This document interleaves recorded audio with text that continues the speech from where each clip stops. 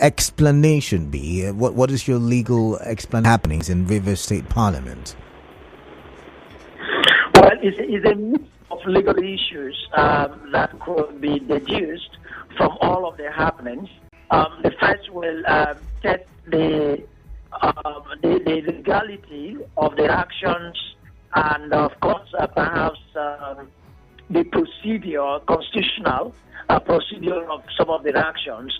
That will really be a serious talking point, because anything with respect to the removal of any elected official, whether in the legislature or in the executive, of course, amongst the three arms of government, it is only the executive and the legislature that we elect persons to fill positions, would require constitutional procedure. So if it were a recall of an elected member of the legislature, then it would be a constitutional procedure to recall an elected member of a legislative house. If it is the removal of a governor, which is the instant case here, then it will also require constitutional provision for the procedure for removal of a governor. That's Section 182 of legal issue. Then another would be the speaker or a deputy speaker of the Rivers State House of Assembly, or any House of Assembly in that regard. And then who are the members of a State House of Assembly after the Constitution has established a State House of Assembly under Section 90 of the Constitution. Section 91 talks about how the Houses of Assembly are constituted. So some of the issues as to who decides where a House of Assembly will legitimately seek to conduct the business of the House will be a legal issue. Or these are issues that are arisen within the period as to where the House of Assembly should be having proceedings validly, and who has the power to decide where the members of the House of Assembly should have. Then the judicial proceedings, again, will raise some legal issues. That is, now that some of these matters have been drawn to court to test the validity of the actions of some persons or to seek restraining orders. So there are a lot of issues that will raise legal questions. Then in all of these, how is democracy being affected? Now that you've brought that up, how is democracy being affected? Has it ever been in our history or in the history of democracy that, I mean, I'm talking about democracy now, of course, in military situations, the parliament is suspended and the parliament fails to be functional. But in a democratic system, have we ever seen where the parliament is not functional, the parliament is not existing? Have we seen such a situation? Because right now, it looks like we don't have a parliament given the court order, if I understand the court order very well. It's not conceivable. The bedrock of democracy is actually the parliament.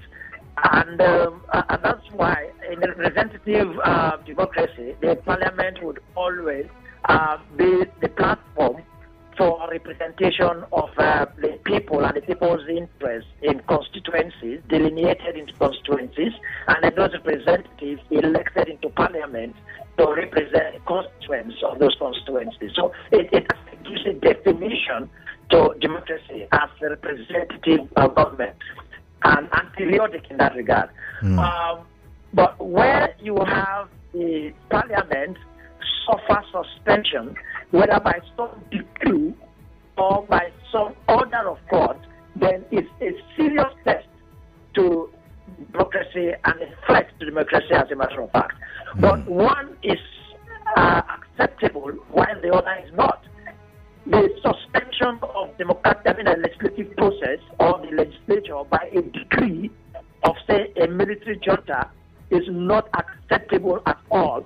But the suspension, or if you like, the restraining of legislative functions or activities by the judiciary, which is constitutional and lawful, will be an acceptable one. But at the same time, is also a check, if like, is a threat in some form to democracy, but not a threat by the legislature, but a threat by the happenings either in the legislature, not a threat by the judiciary rather, but a threat by the legislature or between the legislature and the executive, as we have in the instance case in Rivers State. All right. I know I once had a conversation with you, and I know you mentioned in that conversation that good governance for the people, is a human right of the people.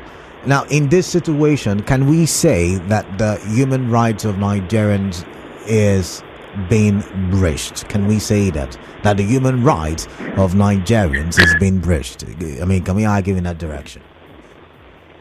Yes, the right of every resident in Rivers State and every indigene of Rivers State with respect to our representation is threatened at the moment.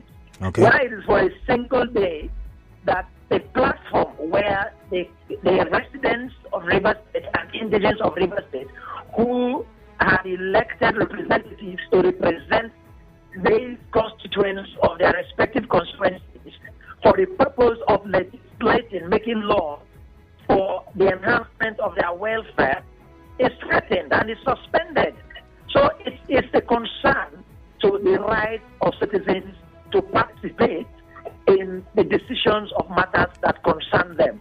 And because this participation in a democracy, in a liberal democracy and that, a representative democracy, is one that the legislature, the members of the Rivers State House of Assembly, are by extension representing every person in Rivers State, because the entire state is delineated into constituencies, 32 of them. All right. And so they're elected to represent them. So a crisis within the legislature that has led to the suspension of some members, the suspension of the right of the constituents of those constituencies. That's my point. Then again, right now that even the crisis has led to the invocation of the jurisdiction of the court, and the court rightly exercising that discretion and then that power to check the inadequacies of the legislature or of citizens generally, haven't come to the legislature, to the judiciary to complain, and also put a stop, a pause, if you like,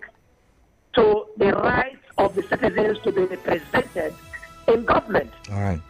So arguably, though, but that's the situation that is at the moment, because the force or the effect of the order of the court or the Federal High Court restraining every activity in the Rivers State House of Assembly. Don't forget, let me explain, that action before the Federal High Court was actually one instituted by the Rivers State House of Assembly, because the first applicant in that suit is the Rivers State House of Assembly. Then the second applicant, as I understand, is the person of the honorable member representing one of the constituencies in Ahuda East, I think constituency 2 in Ahuda East, the honorable Edison here, against the first respondent in person, as honorable Ameuli, who ordinarily was elected as the Speaker of the Rivers State House of Assembly, and arguably in his own right, because that was the House of Assembly. Yeah. Same.